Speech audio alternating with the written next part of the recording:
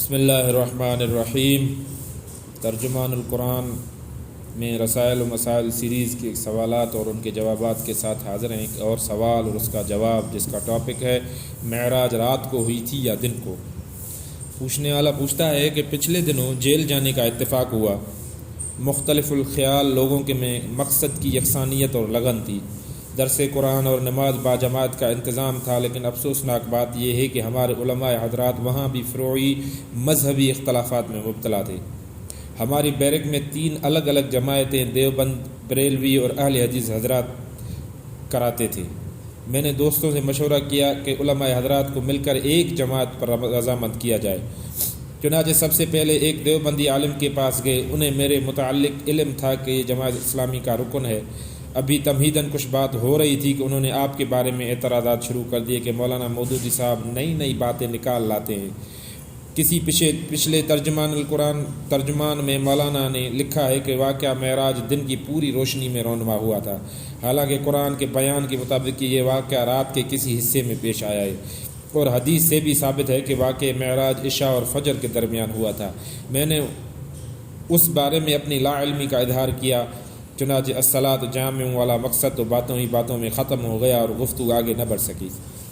Jail سے واپسی پر میں نے ترجمان کے پچھلے پرچے دیکھے۔ جنوری 1977 کے شمارے میں صفحہ نمبر 10 پر آپ کی تحریر دیکھی، جس میں آپ لکھتے ہیں کہ رسول اللہ صلی اللہ علیہ وسلم کو یہ مشاہدہ اندھیرے میں یا مراقبے کی حالت میں یا خواب میں یا نیم بیداری کی حالت میں نہیں ہوا تھا، بلکہ صبح روشن طلوع ہو چکی تھی۔ آپ پوری طرح بیدار تھے، کھلی فضا میں اور دن کی پوری روشنی میں اپنی آنکھوں سے یہ منظر ٹھیک اسی طرح دیکھ رہے تھے جس طرح کوئی شخص دنیا کے دوسرے مناظر دیکھتا ہے۔ اس سے معلوم ہوا کہ مولوی صاحب کا اعتراض اسی عبارت پر تھا۔ بہتر ہو کہ آپ اس کی وضاحت کر دیں۔ یہ سوال تھا۔ جواب میں مولانا مودودی رحمۃ اللہ علیہ صاحب فرماتے ہیں، کہتے ہیں کہ معراج کے بارے میں یہ بات نہ میں نے کبھی کہی، نہ لکھی، اور نہ میرے دماغ میں کبھی یہ خیال آیا کہ وہ یہ واقعہ دن کے وقت پیش آیا تھا۔ تفہیم القرآن جلد 2 تفسیر سورہ بنی اسرائیل کی پہلی آیت کا ترجمہ اور اس پر میرا مفصل حاشیہ دیکھ لیں۔ اس سے معلوم ہو جائے گا کہ میرے نزدیک معراج رات کو ہوئی تھی یا دن کو۔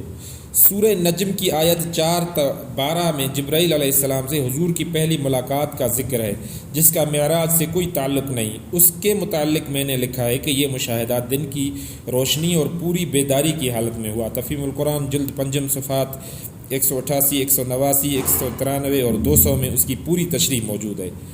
رہی یہ بحث کہ جو جنوری 1977 کے ترجمان القرآن میں صفحہ 10 پر کی گئی ہے، تو اس کا عنوان جبرائیل سے حضور صلی اللہ علیہ وسلم کی پہلی ملاقات زمین پر خود ہی صاف ظاہر کر رہی ہے کہ یہ آسمان والی ملاقات کا ذکر نہیں ہے۔ اس پوری بحث کو آپ پڑھیں تو آپ کو معلوم ہوگا کہ معراج کے سلسلے میں یہ بحث صرف اس لیے کی گئی ہے کہ ایسے غیر معمولی مشاہدات پر حضور صلی اللہ علیہ وسلم کے مبتلا شک نہ ہونے کی وجہ کیا تھی۔ اس سے آگے سدرۃ المنتہا پر جبریل علیہ السلام سے حضور کی دوسری ملاقات کا ذکر صفحہ 12 پر ہے۔ اسے بھی پڑھ کر دیکھ لیں کہ سلسلہ بیان کیا ظاہر کر رہا ہے۔ در حقیقت ان حضرات کی عادت یہ ہے کہ کسی شخص کی کسی عبارت کا ایک آدھ فقرہ لے کر اس پر الزامات کی ایک پوری عمارت کھڑی کر دیتے ہیں، اور اس تحقیق کی کوئی ضرورت نہیں سمجھتے کہ اس شخص نے اپنی دوسری تحریروں میں اس مسئلے کے متعلق کیا لکھا ہے۔ یہ تحقیق اگر وہ کریں تو ان کو خود معلوم ہو جائے کہ ان کے الزامات خالص افتراء اور بہتان ہیں۔